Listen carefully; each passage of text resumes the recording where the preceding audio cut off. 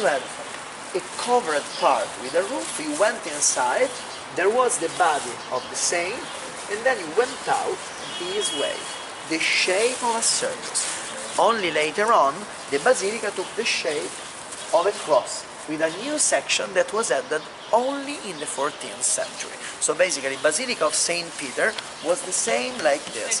The point is that St. Peter's Basilica was modified since 1300 when they started the restoration, then the Dome of Michelangelo, and then many other details, while the Basilica of St. Paul preserved the original shape, and until the 19th century also the original materials. Then the fire destroyed most part of the exterior of the facade, and for this reason today we don't have anymore the original mosaics. Anyway,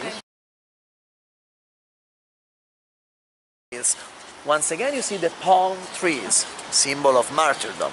Once again you see the statue of Saint Paul in the middle with the sword and with the book, and on the facade you can see Jesus in between Paul and Peter. Peter with the keys, Paul with the sword. At the bottom you can see the prophets of the Old Testament. Isaiah, King David, Moses and Jonas. One of the four principal ones, una basilica papale. Right. In St. Paul there is the Holy Door. In St. Peter there is the Holy Door, in St. Paul there is the Holy Door too.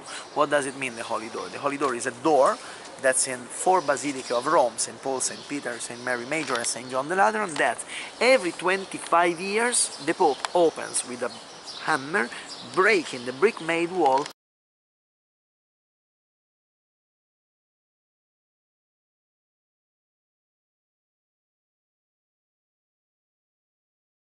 That's the statue of Saint Luke. We recognize that Saint Luke by the bull, the cow that he has under the foot, symbol of Luke, and by the pencil and the books to mean that he was a gospel writer. So actually, this is the statue of Saint Paul, soldier of Christ. Saint Paul, soldier of Christ, represented with the sword and not only with the book, that symbol of his education, but with the sword, symbol of his strength. There's not only moral like the one of Jesus, but it's more than all a specific strength in teaching sometimes with aggressive, with strong words, but aggressive in a good meaning, aggressive for fight, aggressive for good reasons. The statue of St. Paul has also a very expressive face. We see that Paul, that's Peter, and that's Paul, and we see that actually Paul in his face, in his expression, looks like strong, looks like very, you can see, very intense, and the sword that's used not as a object to kill, but the real sword is the tongue of Paul.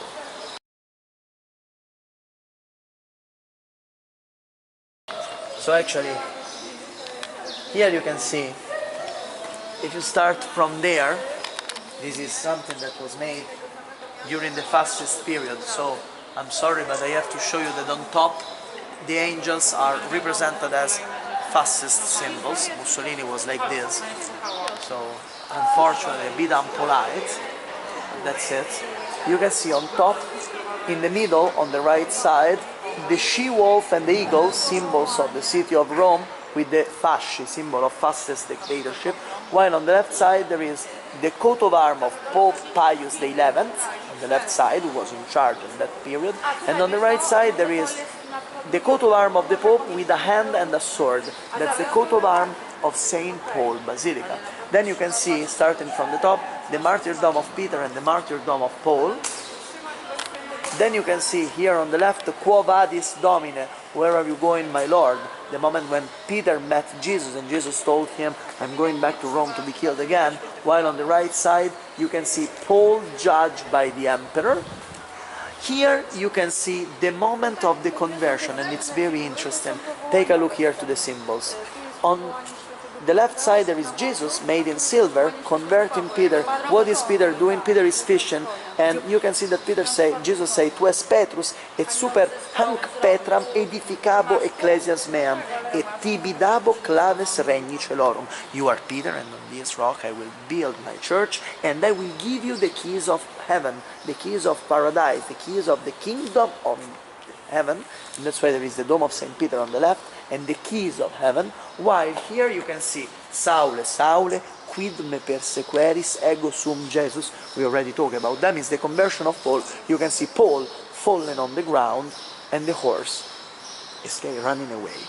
We go lower level, and you can see here in these two spots the moments of life of Paul and Peter that are actually related with the previously of the moment you see down there. So here you can see at the bottom Paul in chains arriving in Napoli and walking through Rome. You can see Roma and the sword used as an arrow to point the direction.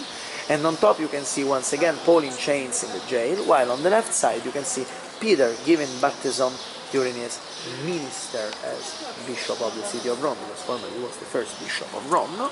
And right here you can see, this is something that never happened, but Peter physically building the church. Is it true? No. This is something that's a metaphysic thing, to mean that Peter was the stone, the first stone of the church of Jesus. That's something that didn't happen, of course.